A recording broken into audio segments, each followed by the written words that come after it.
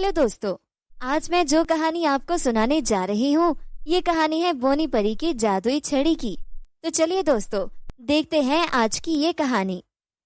एक बार की बात है, परीलोक में एक सुनैना नाम की परी रहा करती थी।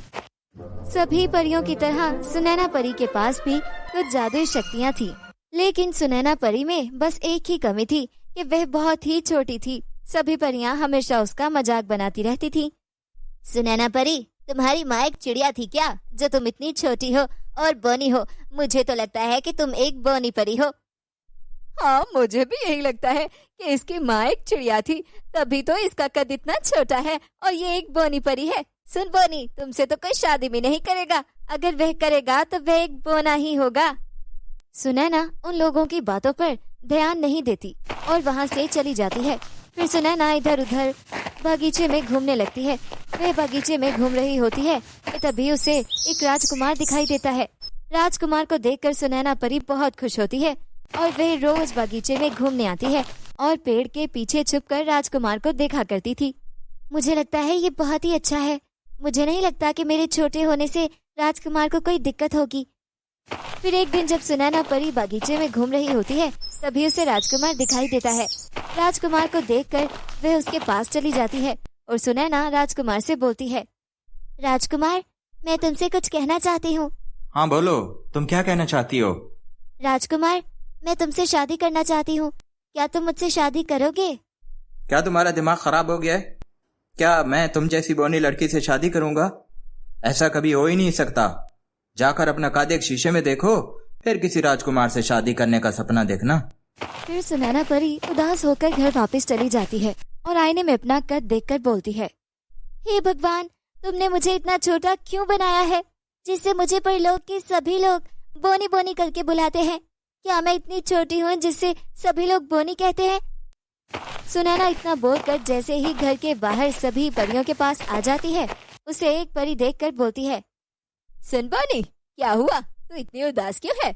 वैसे तो इतनी बोनी है तो उदास ही रहेगी ना। सुनैना परी रोते हुए परलोक की एक झील के पास जाती है। सुनैना झील में कूदने वाली होती है कि तभी उसे झील की जलपरी दिखाई देती है और उसे रोक लेती है। क्या हुआ परी, तुम इतनी उदास क्यों हो और नदी में कूदकर आत्महत्या क्यों करने वाली थी? जलपरी जी, मैं इतनी छोटी हूँ, इसलिए मुझे परीलोक के सभी लोग बोनी बोनी करके बुलाते हैं और परीलोक के सभी परियां मुझसे बात ही नहीं करती है। मैं हमेशा अकेले रहती हूँ। आप ही बताइए जलपरी जी, मैं मरूं नहीं तो क्या करूं? परी, ये लो, एक जादुई छड़ी है, इसे लेकर तुम जो भी बोलोगी तुम्हारी इच्छा पूरी हो जाएगी। अगर तुम इस जादुई छड़ी को लेकर बोलोगी, जलपरी जी मुझे बाकी परियों की तरह बड़ा कर दो, तो फिर तुम्हारी इच्छा पूरी हो जाएगी।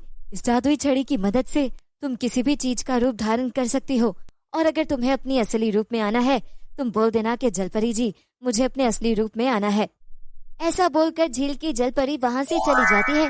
फिर सुनैना परी जादुई छड़ी को लेकर वहाँ से चली जाती है। फिर सुनैना परी बागीचे में घूमने जाती है और जादुई छड़ी से बोलती है, ए जलपरी जी, तुम मुझे बाकी की परियों की तरह लंबी बना दो।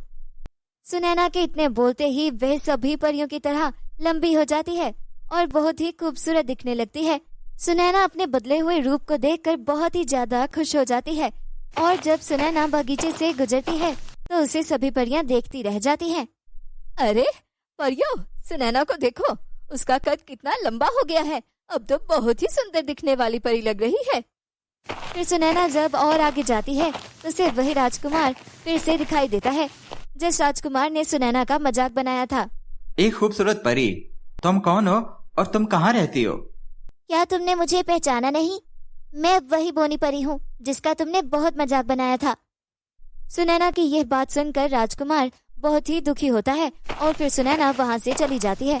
फिर एक दिन सुनैना परी को सभी परियां आकर उसे बुलाती हैं। हे सुंदर परी, तुम इतनी सुंदर कैसे हो? क्या तुम हमें अपना सुंदर होने का राज बता सकती हो? परियों, मैंने अपने चेहरे पर 1 महीने तक काला तेल लगाया है, इसलिए मेरा चेहरा इतना सुंदर हो गया है। अगर तुम लोग भी अपने चेहरे पर काला तेल लगाओगी तो तुम लोग भी बहुत ही सुंदर बन जाओगी। सभी परियां सुंदर दिखने के लिए अपने चेहरे पर काला तेल लगाने लगती हैं। फिर एक दिन, मेरा बदला सभी से पूरा हो गया है, बस वही राजकुमार बचा है जिसने मेरा बहुत ही मजाक उड़ाया था। अब मैं भी उससे अपना बदला जरूर पूरा करूंगी। फिर सुनैना परी लोग की चुड़ैल के पास जाती है। फिर सुनैना अपनी जादुई छड़ी से बोलती है, हे जलपरी जी, इस चुड़ैल को एक सुंदर परी में बदल दो। सुनैना के इतने बोलते ही सुंदर परी में बदल जाती है। सुनो, मैंने तुम्हें चुड़ैल से परी बनाया है, इसलिए जो मैं कहूँ तुम्हें वही करना होगा। ठीक है, आप जो कहोगी मैं वही करूंगी। फिर सुनैना उसे पूरी बात बताती है जो राजकुमार के साथ करना होता है। फिर राजकुमार जब उस परी को देखता है तो वह उस पर मंत्रमुग्ध हो जाता है और उसे परी बुलाता है। सुंदर परी, क्या तुम मुझसे शादी करना चाहोगी? हाँ राजकुमार। फिर राजकुमार और उसी परी की शादी हो जाती है। वे दोनों जब सो रहे होते हैं तभी वहाँ पर सुनैना आ जाती है। फिर सुनैना परी अपनी जादुई छड़ी से बोलती है, हे जलपरी जी, तुम इस परी को फिर से चुड़ैल में बदल दो।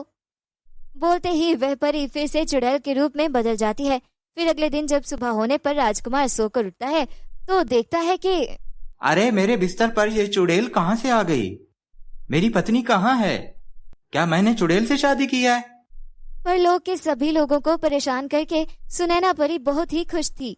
फिर सुनैना परी अचानक वहाँ से गायब हो जाती है और उसी झील के पास पहुँचती है जहाँ पर उसे झील की जलपरी मिली थी। तभी झील की जलपरी सुनैना से बोलती है, सुनैना, ये तुम क्या कर रही हो? मैंने तुम्हें ये छड़ी दूसरों को परेशान करने के लिए नहीं दिया था, बल्कि मैंने तो दूसरों की भलाई करने के लिए तुम्हें ये जादुई छड़ी दी थी। लेकिन मैंने उन्हीं लोगों को परेशान किया है जो लोग मेरा मजाक बनाते थे। लोगों ने तुम्हारा मजाक बनाया था तो उन्हें अपनी गलती का एहसास भी हुआ था। आप मुझे माफ कर दीजिए जलपरी। ठीक है सुनैना, मैं तुम्हें माफ कर दूंगी, लेकिन आगे से तुम ऐसी गलती कभी मत करना। फिर इतना बोलकर झील की जलपरी वहां से चली जाती है और फिर सुनैना अपने सुंदर चेहरे के साथ हंसी खुशी रहने लगती है। तो दोस्तों बताइए कैसी लगी आज की ये कहानी।